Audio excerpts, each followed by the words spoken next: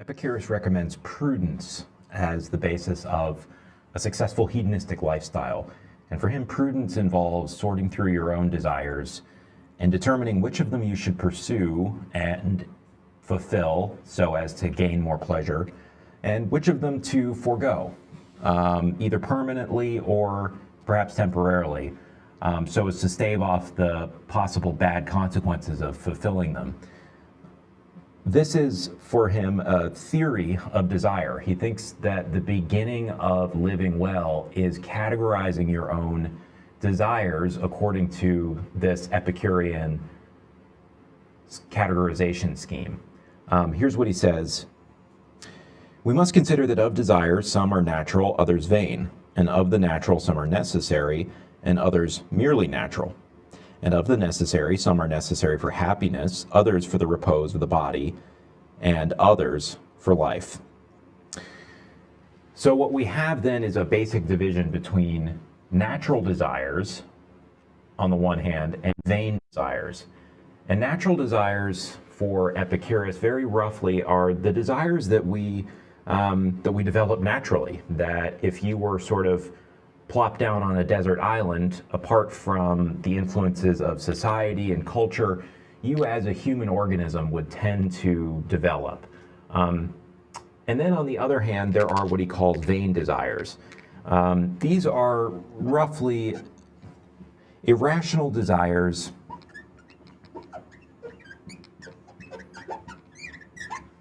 that we really only develop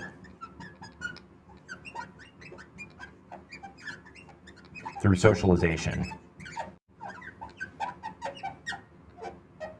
These are desires that our cultures, our religious traditions, our philosophical theories, all of which can vary from one human to the next, sort of implant in us over time, but that are not natural to human beings as such.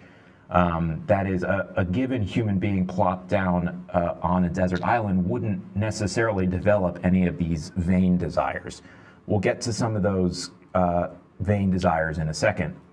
The natural desires, he divides between those that are necessary and those that are unnecessary. And the way he puts it is that natural desires that are necessary are further subdivided between those that are necessary for happiness, those that are necessary for the repose of the body, and those that are necessary for very life. The way we can put this is that some natural desires are necessary for the fulfillment of life, health, or happiness.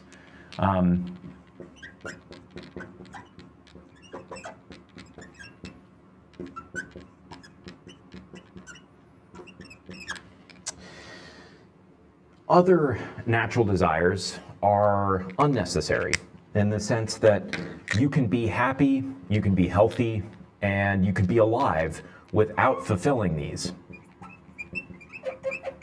That's not to say that we don't sometimes naturally develop these. We do, he thinks. But you don't have to satisfy them in order to stay alive, in order to be healthy, or even to attain happiness. So what are some examples of desires of each of these categories? Well, the easiest are the natural and necessary desires. Epicurus thinks that something like the desire for food is a natural and necessary desire. It is the kind of desire that any human being, if it's going to merely be alive in a biological sense, has to fulfill. You have to stave off the hunger or your body will cease to function. Thirst is a natural and necessary desire. Desire for some amount of shelter to keep you protected from the elements is also natural and necessary. I think that he also thinks of the desire for a healthy body in some way as being natural and necessary.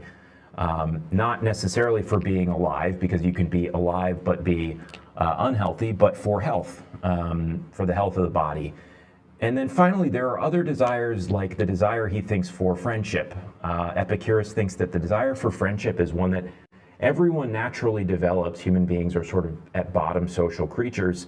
And you don't need to have friends in order to barely be alive or in order to be physically healthy, but you do need to have friends, he thinks, in order to be mentally healthy. And so in that sense, you need to satisfy to some degree your natural desire to socialize and have friends in order to be happy. Now, what about this other category of desires, these natural but unnecessary? You can think of these, and I think Epicurus scholars disagree about exactly what these are, but on the reading I prefer, natural and unnecessary desires, many of them are sort of more extravagant and particularized versions of the natural and necessary desires. So, for example, we don't just want rice with a bit of salt on it and some water, although that might keep us alive, and maybe some chicken or something, some very bland boiled chicken. That would keep us alive and maybe keep us healthy. We naturally also develop desires for flavorful foods, for more food than maybe our body actually needs to stay alive. And if we're, in modern society, we develop a desire for chocolates and for fancy, extravagant meals at a nice restaurant. Epicurus basically thinks that is a pretty natural thing for us to develop, but strictly speaking, you don't have to eat chocolate cake ever in your life in order to be alive, to be healthy, or to be happy. Likewise, you don't have to have a giant, 5-story mansion in a nice part of Orlando in order to protect yourself from the elements. When a hurricane comes, what you need is just a sturdy roof over your head. And that can be a crappy 1-bedroom apartment. It doesn't have to be something so extravagant. Likewise, you need some income given the way society's set up, but you don't need to make 6 figures, according to him. Certainly don't need to make 7 figures. So when he calls these unnecessary desires, he doesn't mean to degrade them as bad. I think the way to think of these is he thinks that it is okay to very carefully indulge in the natural and unnecessary desires, but to do so knowing that they are natural and unnecessary, and also to be aware that they carry with them the risk of addiction, is one way to think of it. And, I think literally in the case of something like drinking a lot of alcohol, doing drugs, those things literally have a physically and psychologically addicting quality to them. And so the desire for alcohol would be in the natural and unnecessary category. But the desire for more and more and more money, the desire for a fancier car, the desire for more and more sexual partners, like those kinds of desires, according to Epicurus, you can occasionally indulge in them, but you have to be aware that they have a risk of enchanting you. They have this quality of causing you to become numb to the pleasures they bring, such that you have to have more of them in order to achieve the same kind of high, so to speak, than you did the first time. I mean, this is why people who make a lot of money never seem to be satisfied, and they feel as though they have to just keep making more and more and more.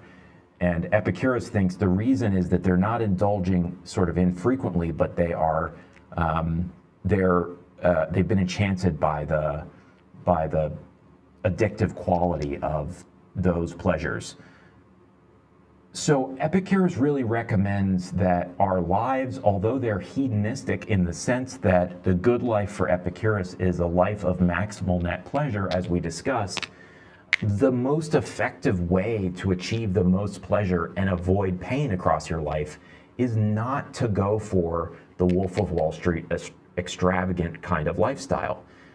The best way to do it, in fact, is to engage in a very minimal kind of Spartan lifestyle of a single bedroom house and very minimal, just health sustaining groceries, go to the gym sometimes, have one or two good friends, and that's about it. It is very simple. It is not at all what we associate with the word hedonism.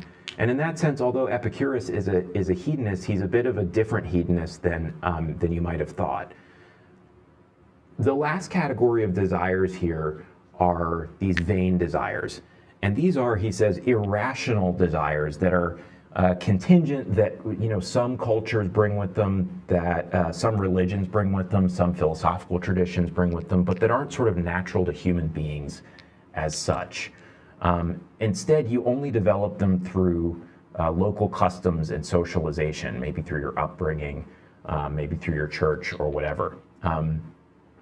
What makes these irrational, and what are some examples? Well, he gives a handful of examples of these. One of them, he thinks, is the desire to please the gods. He looked around, and at the time, people were very obsessed with doing only the things that would bring the good wishes of the gods and stave off their wrath. And Epicurus thought, listen, that's irrational in the sense, not that there are no gods necessarily, but Epicurus thought if there are gods, they wouldn't really be concerned with whether or not you prayed hard enough before the harvest season came. They would have more elevated concerns that would have nothing to do with you. And he thought that when you think more carefully about the nature of what a god would be like, you can begin to see that your desire to do things in order to please the gods is based on a false assumption, namely that the gods care about you at all. He thinks it's not a very sort of divine thing for a god to care about whether a human being does a sacrifice properly. They've got more important things to worry about, according to Epicurus. And the desire to please the gods is irrational in the sense that it's based on a false belief. But then in addition, he thinks these vain desires are the sorts of desires that it's basically impossible to fulfill. And trying to fulfill them is a great source of unhappiness for us. And so while he thinks natural and necessary desires are ones that we should basically always fulfill, natural and unnecessary are desires that we should sort of fulfill with caution, only occasionally, vain desires are desires that you should just uproot entirely from your life. I mean, if you have a want and it's making you unhappy that you haven't satisfied that want, one option is to just work harder to try to satisfy it. But if the want is something that you actually can't achieve no matter how hard you work, then the thing to do is just to stop wanting. And the way to stop wanting when it comes to vain desires is to recognize that these are based on false beliefs. So this is why for Epicurus, philosophy plays such an important role in living well. It helps you to both achieve this clarity about the structure of your desires, and then when you hit on desires that you realize, ooh, this one seems maybe highly contingent, maybe comes from my religion, maybe comes from my upbringing, and also it's making me unhappy because I can't satisfy it. He thinks then you need to engage your philosophical thinking and ask, is this even possible to fulfill? Or is my desire here based on an irrational way of thinking? The other main example that we will be discussing of a vain desire is the desire to live forever. Epicurus thinks that a lot of people don't just want to not die, which is common enough and sort of understandable, but they also have this additional layer of the reason they want to not die is because they want to live forever. And he thinks it is in fact not possible to live forever. And furthermore, not living forever, namely the state of being dead, is not bad for you. People spend so much time worrying about how they're going to die, what things will be like after they're dead. And Epicurus thinks that is driving you crazy and making you unnecessarily unhappy. The thing to do is to take your desire to live forever and uproot it from your life. When you do that, you'll stop worrying about death. And that will free you up to focus a lot more on the desires you can fulfill. So we'll talk a little bit about his argument for the claim that it's irrational to fear death. Epicurus argues that the fear of being dead is one of the prime examples of a vain desire that we should uproot from our lives. How exactly can we do this? He thinks that we should use philosophy and use arguments, use reason as a kind of therapy for seeing that the fear of death is irrational. So what we're going to do is try to understand Epicurus's argument, and the conclusion of his argument is this: therefore, it is not rational for me to fear being dead. His thought is that if he can convince you to intellectually accept that conclusion, that will go quite a ways toward eating at the strength of your desire to avoid death. I'm going to read the passage and then we'll try to reconstruct it in a premise conclusion form. He says this: become accustomed to the belief that death is nothing to us. For all good and evil consists in sensation, but death is deprivation of sensation. And therefore, a right understanding that death is nothing to us makes the mortality of life enjoyable, not because it adds to it an infinite span of time, but because it takes away the craving for immortality. So death, the most terrifying of ills, is nothing to us. Since so long as we exist, death is not with us. But when death comes, we do not exist. It does not then concern either the living or the dead, since the former it is not, and the latter are no more. So what's going on in this passage? Well, the conclusion is that death, it's not rational for me to fear the state of being dead. One thing to note before we get going, reconstructing this passage, is Epicurus doesn't say it's irrational for me to fear the process of dying. That, he thinks, is perfectly rational to fear, roughly because the process of dying can be extremely painful. And pain is, as he puts it, the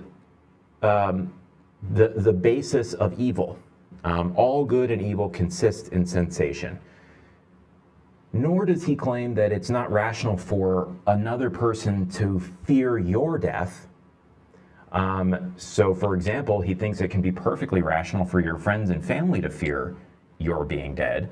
But the reason is that your friends and family still exist to experience the sadness of your not being around. Okay, so the first premise of this argument, I think, is something like this. It's an assumption that's a little bit implicit in the passage, and the assumption is that it's rational for me to fear something, X, for any X, only if X will be bad for me when it happens. So the idea here is that it doesn't make a lot of sense if somebody's like, oh, hey, this great thing is going to happen to you tomorrow, and you're like, no, I'm scared. That makes no sense, because we only should fear things that are bad for us, or we might tweak this to say that we have good reason to think are in fact bad for us. So it's rational to fear something X only if it will be bad for me, or if I have reason to think it will be bad for me when it happens. The second premise of the argument is that something X can be good or bad for me only if I can experience it when it happens. X can be good or bad for me only if I can experience it. We're going to return to the second premise in a minute, but do note that this is an expression of Epicurus's hedonism. Essentially, what the second premise tells us is that something is in a person's interest only to the extent that it enters into their conscious experience and is experienced as a pleasure or a pain. If you don't experience something or can't experience something, then it's not good or bad for you. It's just indifferent with respect to your interests. So there, what we have is a statement of hedonism. In this sense, Epicurus's argument for the conclusion that it's not rational to fear being dead is an argument that rests to some degree on his philosophical theory of the good life. And so many of the arguments we've discussed so far and will be discussing are arguments for or against particular views of the good life. This argument will effectively be an argument from a view of the good life, namely hedonism, to an interesting conclusion. In other words, if hedonism's true, then it's not rational for you to fear being dead. Okay, so far we have one, it's rational for me to fear something X only if it will be bad for me, and two, something can be good or bad for me only if I experience it when it happens. Our third premise then is I cannot experience being dead. Now, again, as I mentioned earlier, this is not to say you can't experience the process of dying. You certainly can. But the state of being dead, that is, the state of you after death occurs, is something you can't experience. And as we'll see in a second, the reason for that is that you won't exist. So what follows from what we have so far? Well, at one we have it's rational for me to fear something X only if X will be bad for me. And then two, we have X can only be good or bad for me if I can experience it. Three, I can't experience being dead. So from 2 and 3, it follows that therefore being dead is not good or bad for me. Why? Well, because I can't experience being dead, and something could be good or bad for me only if I can experience it. And once we have 4 in place, that being dead won't be good or bad for me, if we look back up to 1 tells us it's only rational to fear something if it's going to be bad for you. So it follows that it's not rational for me to fear being dead from 1 and 4. So that's Epicurus's argument. What about these premises? Let's talk in particular about premise 3.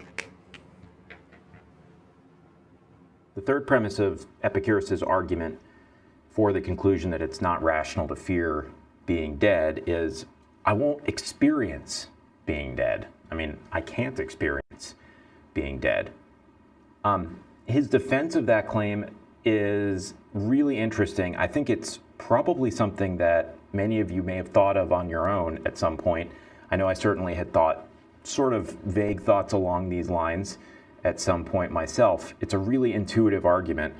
And the argument begins with this claim: I can experience something only if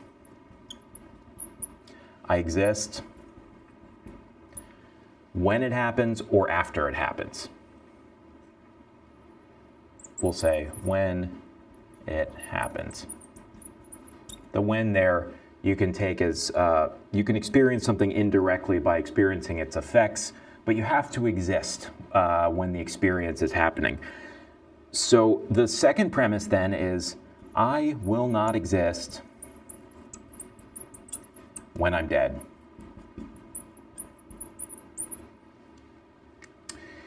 So you put these two together, I can experience something only if I exist when it happens, and 2, I won't exist when I'm dead. It follows I won't be able to experience anything when I'm dead, including the state of being dead itself. So it follows I can't experience being dead. And remember, the reason that matters is that something can be bad for you only if you experience it. Now, I will just flag here that this second premise is, of course, controversial, that you won't exist when you're dead. I mean, if you believe in an immortal soul, which Epicurus did not, then you will exist when you're dead. And I think Epicurus would say, if you're a believer in an immortal soul that is conscious and capable of feeling pleasure and pain post-mortem, then it's perfectly rational for you to fear death. He's sort of just speaking to those who, like him, do not believe that our existence will continue in any real psychological way after death. So that is his defense of premise 3. We just discussed one of hedonism's surprising implications, which is that if hedonism is true, it's not rational to fear death, or at least this is what Epicurus argues. We're now going to turn to an argument against hedonism. I'm going to move through this pretty quickly because we've really done a lot of this on the very first day. And this is the argument based on Robert Nozick's experience machine thought experiment, which he develops in Anarchy, State, and Utopia in 1974. Recall that the experience machine is a hypothetical machine that's capable of giving you any experience or series of experiences you can imagine. And you're asked to consider whether, if you were given the opportunity, whether you would or would not plug into the experience machine. On the first day, I added some constraints that actually Nozick doesn't mention to make this a little more vivid. I said, imagine that you are in there for life, that no one else goes in with you. And also, this one is something that Nozick mentions for sure. You can't tell that you're in the machine once you plug in. And the attraction of the machine is supposed to be that you can design any life that you want for yourself, any series of experiences that would together constitute seamlessly the experience of a life. Nozick thinks that if you were given the opportunity to plug in, his prediction is that you would say no, no thank you. And in fact, the vast majority of you, with a few notable exceptions on the first day in your discussion posts, said no, I would not take the offer to plug into the experience machine. And your reasons were not, I'm worried about whether it can be relied on to do what it says. You seem to say, look, even if it does what it says, I don't want that. That doesn't sound good for me. I don't want the designer life inside the experience machine. This gives us a really clear-cut argument against hedonism. Here's the argument. The first premise is, if hedonism is true, then it would be good for you to plug into the experience machine. The second premise is, it would not be good for you to plug into the experience machine. It follows that hedonism is false. Let's just briefly look at premises 1 and 2 in turn. Why I think that hedonism's truth implies that it would be good for you to plug into the experience machine? Well, remember that hedonism says that the good life is the life of maximal net pleasure. The highest your net pleasure score possible, the better your life is.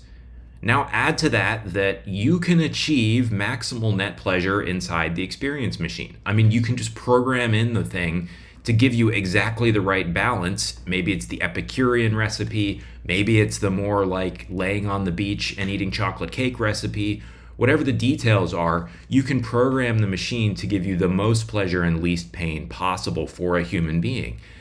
And once you plug in, you won't know the difference. So you can get the maximum net pleasure score inside that experience machine. So if hedonism is true, then you can live the good life in the experience machine. Indeed, you can live the very best human life possible if only you plug in. And it's good for you to live the good life. So therefore, if hedonism is true, it would be good for you to plug into the experience machine. Now, most of you said it would not be good for you to plug into the experience machine. You may not have quite put it that way. Instead, the way you put it was, I would not plug in, or I wouldn't take that opportunity if it was given to me, that offer. But presumably the reason that you wouldn't take that offer is that you think it wouldn't be good for you to plug in, or at least it wouldn't be as good for you as staying out of the experience machine. So another way to formulate the argument would be, if hedonism's true, then it would be the best thing for me to plug in. It would not be the best thing for me to plug in. Therefore, hedonism's false. Why I think it wouldn't be the good or best thing for me to plug in? Well, each of you articulated your own reasons. I think Nozick sort of would give you a thumbs up for each of the reasons that you gave. The fundamental point he wants to make is that the reasons you list for not wanting to plug in, what they really reveal is, both for you and he thinks philosophically for all of us, the lesson is that there are things that are good and worth having for their own sake, completely separately and apart from experiences, especially and including pleasant experiences. So if you thought, well, I'm worried that in the experience machine, I'll be doing something selfish by giving up my life, even though I won't know the difference.